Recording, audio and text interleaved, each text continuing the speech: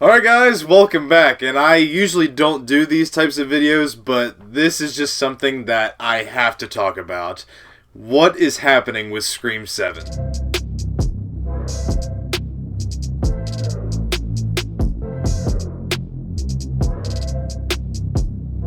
So the story of Scream 7 is a long, convoluted, controversial one. After the success of Scream 5 and 6, where they introduced like these new set of characters and the core 4 and all that, Spyglass just screwed everything up, which is the studio that makes these movies. It all started with the firing of Melissa Barrera over some controversial tweets that really weren't really controversial. Like, from what I've seen, she never said anything that warranted that at all. And then whether it was in direct response to that or because of scheduling or stuff like that, Jenna Ortega also left, so both Carpenter sisters are not in the movie. And after that, it was just like, are they just gonna cancel this altogether? Like, what? Like, if you don't have the core 4, then like, what are you gonna do here? Christopher Landon was also supposed to direct the movie, but he ended up leaving due to all the controversy, and it was just not looking good at all. But then it was announced that Kevin Williamson is directing the film, who he wrote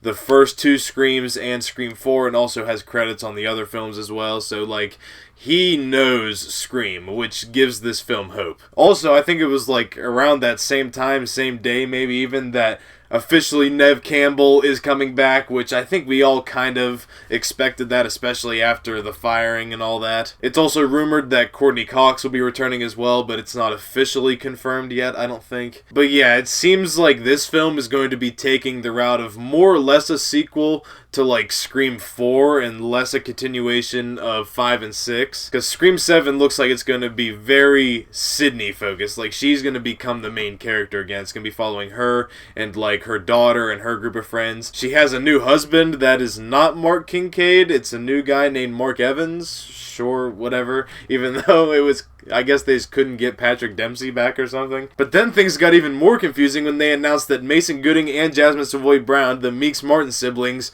are returning. So like half of the core 4 is there, but so it's like one group of siblings is there but the other isn't. Which makes things more confusing, because like if it's a Sydney focused story, then why are Chad and Mindy here? Like, what role are they gonna play in this? I'm very happy they're back, but at the same time it's like, why? But after all that, the reason I had to make this video was they announced that Matthew Lillard is officially returning as Stu. I never thought this day would come, especially under these circumstances, where I never thought I would be mixed on this announcement. Like, I thought if the day ever came that Stu would return, I mean, I would have lose my freaking mind, which I kinda still am, but at the same time, this is just so desperate on Spyglass's part. Like, after the whole Melissa Barrera thing, Spyglass basically just said, you know, screw it, we're just gonna do what the fans have wanted for years. Sydney's back, Stu's back.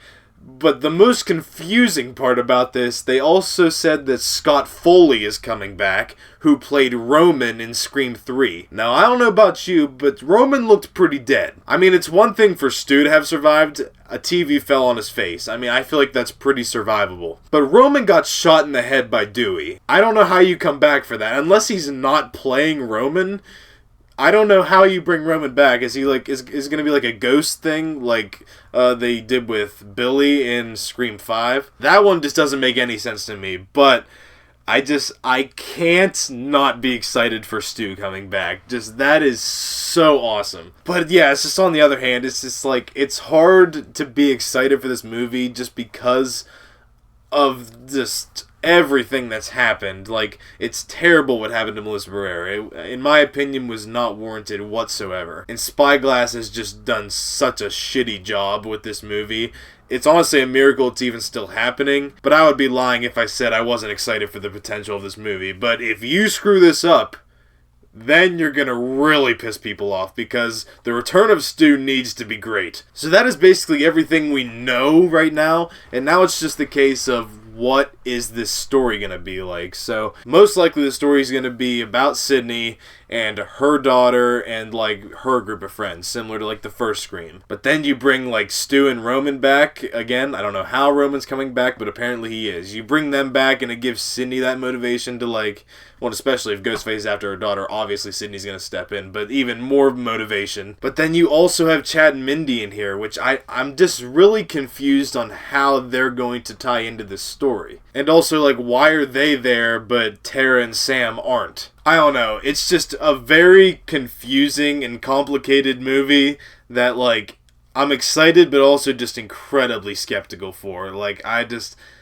want it to be good, but at the same time, all the controversy is just going to be in the back of your mind the entire time watching this movie. You're like, holy shit, Stu's back, but you screwed Melissa Barrera, so... But just the thought of Stu, like, being, like, almost like a mastermind, like, behind the scenes, maybe not playing, like, as direct of a role. I mean, don't get me wrong, I hope he puts the Ghostface suit back on, but, like, I think, like, Kevin Williamson, who, again, is directing this movie, had a draft for, like, an original Scream 3 or something that would have had Stu, like, pulling the strings from prison or something like that. Like, that could be really interesting. So overall, this production has been an absolute nightmare, and there is potential that we could get a really great final product out of this, but there's always going to be, like, that bitter taste in your mouth just knowing what had to happen to get us to this point. But again, I can't tell you I'm not excited for the continuation of Sidney's story, having her being a main character again,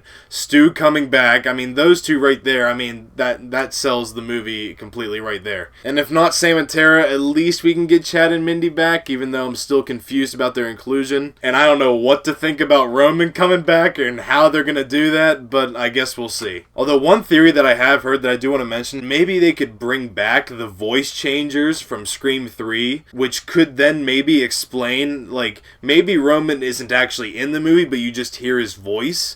Like, that could be interesting. Like, back when Scream 3 came out, the voice changer was pretty stupid, but, like, we're in 2025, and that is, like, that's a real thing at this point. So I think it would be cool to bring that back and just, like, sort of tie everything together that way. Would make sense for Roman to come back instead of just resurrecting him for no reason, or I don't want him to be a ghost. Like, the whole Billy ghost dad thing in Scream 5 was kind of weird. I didn't really like it, and I don't want them to do that with Sidney. Like, that would just be weird. Like, maybe Stu is able to imitate, like, every past ghost face. Like, how cool would that be? So that's gonna do it for my thoughts on Scream 7. Leave your thoughts in the comments below. Hope you guys enjoyed, and I'll see you guys next time. Bye.